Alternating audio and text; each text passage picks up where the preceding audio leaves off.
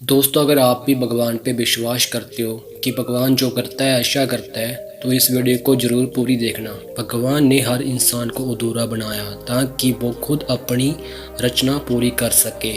आज की कहानी है एक कमयार और उसकी अधूरी मूर्ति की। एक ऐसी कहानी जो आपको ये सोचने पर मजबूर कर देगी कि कभी कभी हमारी सबसे बड़ी कमी ही हमारे सबसे खूबसूरत पहचान बन जाती है। ये बात है बहुत पुराने जमाने की। राजस्थान के एक छोटे से गांव में रामदीन नाम का कमयार रहता था। उसका घर मिट्टी का था, पर उसके हाथों में जादू था। वो साधारण मिट्टी को ऐसी मूर्तियों में डाल देता था कि लोग दूर दूर से उसकी कारागिरी को देखने आते थे। उसकी बनाई मूर्तियां मंदिरों में सजाई जाती थी, राजाओं के महलों में रखी जाती थी। रामदीन अपनी कला से बहुत खुश था, पर अब उसकी उम्र ढलने लगी थी। वो चाहता था कि अपनी कला अपने बेटे मोहन को सिखा दे। मोहन मेहनती था पर थोड़ा अधीर भी था। उसे जल्दी जल्दी काम खत्म करने की आदत थी। अक्सर मिट्टी की मूर्तियां बनाते समय उसका ध्यान भटक जाता था और कोई ना कोई गलती रह जाती थी।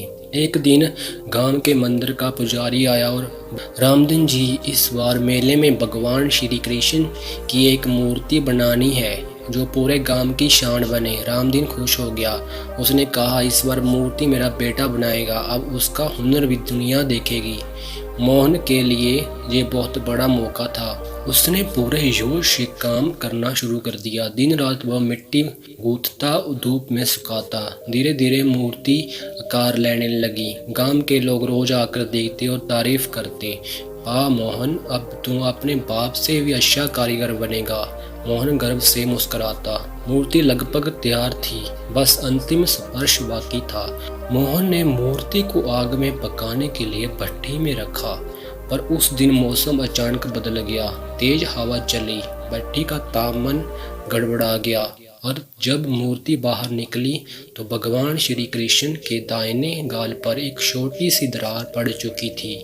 मोहन के होश उड़ गए। वो मूर्ति देखता रह गया। सब बर्बाद हो गया। उसने चिल्लाकर कहा, अब पुजारी जी मुझे डांटेंगे, पिताजी निराश होंगे, मैं तो नाकाम हो गया।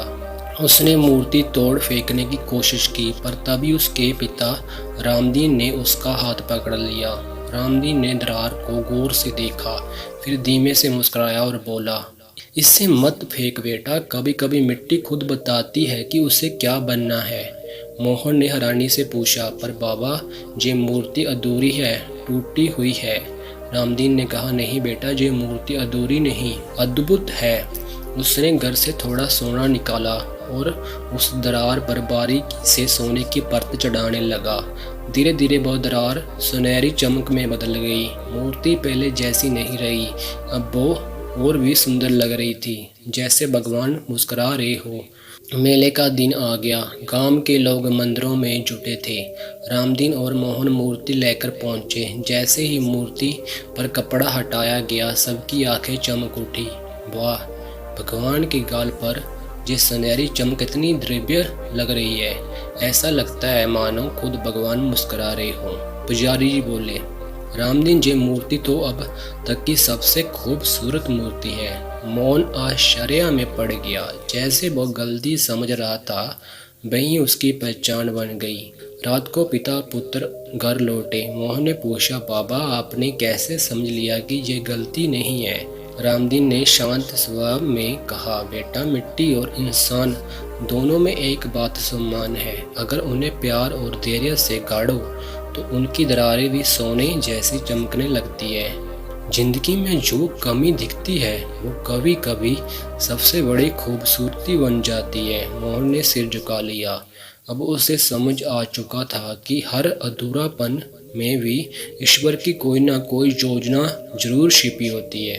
कई साल बीत गए। अब रामदीन बूढ़ा हो चुका था। मोहन गांव का सबसे प्रसिद्ध कारीगर बन गया था। एक दिन कुछ बच्चे उसकी कार्यशाला में आए और बोले, मोहन काका, हमें भी मूर्तियां बनानी सिखाओगे? मोहन मुस्कुराकर बोला, ठीक है, अगर तुम्हारी मूर्ति में कभी दरार पड़ जाए तो रोना मत, क्योंकि कभी कभी भगवान वहीं छिपे होते हैं जहां हमें अपनी गलती दिखती है। बच्चे हंस पड़े, पर जब उन्हें वह सुनहरी दरार वाली मूर्ति देखी तो उनकी आंखों में सम्मान भर गया।